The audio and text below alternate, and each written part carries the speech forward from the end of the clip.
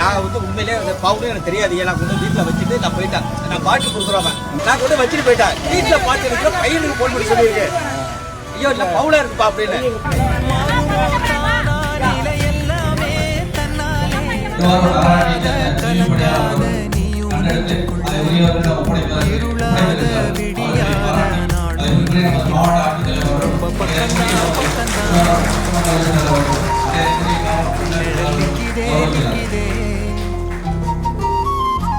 ரொம்ப பக்கம்தான் நிழல் நிக்குதே நிக்குதே உன்னை நம்பி நீ முன்ன போகையில பாதம்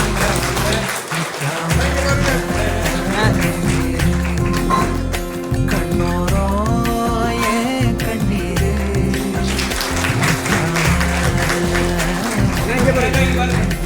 மாலை மரியாதை மட்டும் பத்தாது. அவர் பேட்டி கொடுக்கும்போது அவருடைய மகனுக்கு வந்து ஒரு உதவி செய்ய வேண்டாம், ஒரு சின்ன ஒரு நோய்வாய்ப்பட்டிருக்காரு அப்படின்னு சொல்லி பேட்டி கொடுத்திருந்தாரு. அதை படித்த நம்முடைய திருவாரூர் சட்டமன்ற உறுப்பினர் அவர்கள் இந்த குடும்ப செலவை பொறுப்பு ஏற்று 4 லட்சம் ரூபாய்க்கான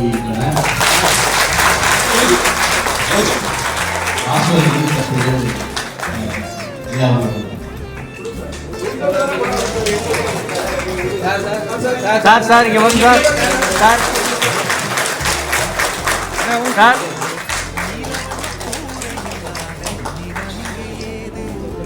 காலம் என்னும் தோழனோடு தடைகள மீறே மாறுமோ தானா நிலை எல்லாமே தன்னாலே போராடு நீயே அறம் உண்டாகும் மண்மேலே மீதி